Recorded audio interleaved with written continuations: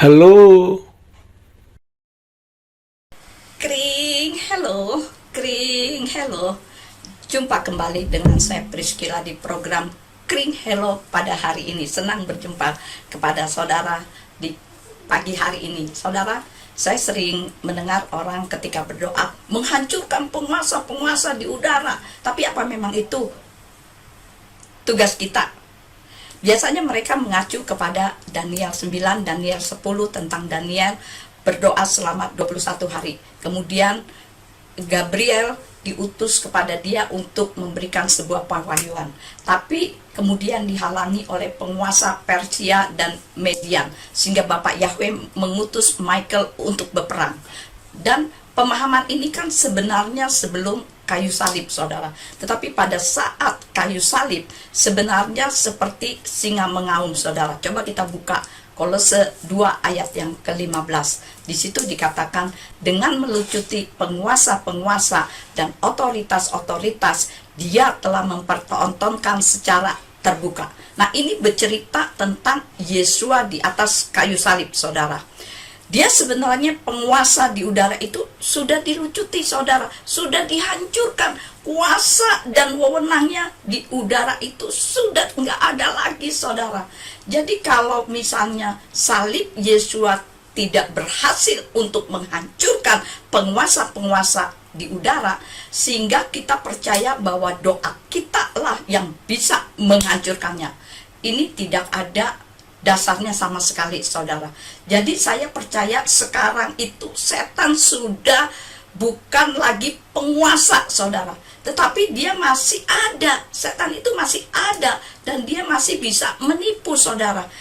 Nah, yang sering terjadi ini kesalahpahaman adalah kita mengutip di kitab Efesus 6 tentang perlengkapan senjata Bapak Yahweh. Kenakanlah seluruh perlengkapan senjata Yahweh supaya kamu dapat bertahan melawan tipu muslihat setan. Karena perjuangan kita bukan melawan darah dan daging. Tapi kita perlu ingat di sini, saudara. Di situ dikatakan apa? Bertahan melawan tipu muslihat setan. Saudara bisa garis bawahi, bertahan melawan tipu muslihat setan. Bukan kita harus kayak melawan dan menghancurkan dia, enggak, saudara. Jadi dia itu sudah dihancurkan, dia sudah tidak berkuasa, tapi dia masih bisa menipu, saudara. Jadi tugas kita ini sebenarnya adalah berdiri, bertahan, ngotot bahwa kita sudah menang di dalam Hamasya dan setan engkau tidak lagi berkuasa. Jadi pada saat dikatakan, ayo kenakan perlengkapan senjata Bapak Yahweh, ketopong keselamatan, baju jira, itu semua Paulus sedang tidak mengatakan, ayo pakai, awas lo kalau kamu nggak pakai, kamu jadi dimakan, dimangsa oleh si setan. Gak seperti itu, saudara. Paulus ingin mengatakan, itu sudah ada padamu. Perlengkapan senjata Bapak Yahweh udah pada kita. Kita sudah ada ketopong, kita sudah ada baju jira, kasut kerelaan untuk menginjil dan lain sebagainya. Nah, dengan perlengkapan senjata Bapak Yahweh itu semua, Paulus kemudian mendorong kita untuk kita tetap berdiri, untuk tetap kita bertahan. Jadi sebenarnya satu-satunya kata kerja di seluruh rangkaian kitab Efesus 6 ini tentang perlengkapan senjata Bapak Yahweh itu adalah berdirilah, bertahanlah.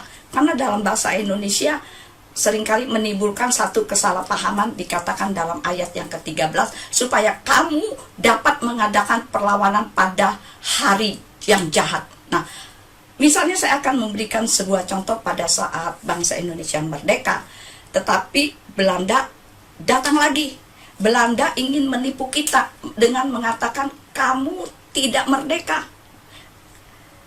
Kami ini ada di sini, tetapi orang Indonesia bertekad sekali merdeka, tetap merdeka. Kami sudah merdeka. Nah, bedanya mereka dengan kita, para pahlawan kita adalah mereka harus berjuang lagi, berperang lagi.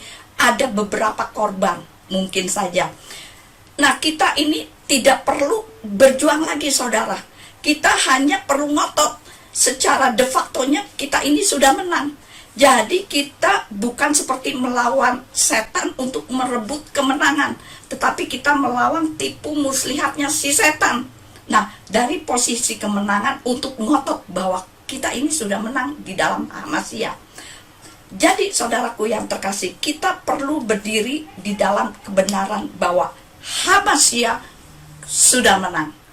Setan sudah dilucutkan. Kita ada di dalam Hamasya. Kita adalah pemenang.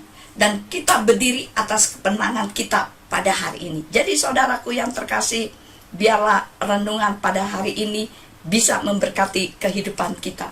Dan apabila saudara terberkati dengan renungan hari ini, kirim-kirim pada yang lain, sehingga orang lain pun akan menerima berkat melalui renungan hari ini. Tuhan Yesus memberkati. Shalom.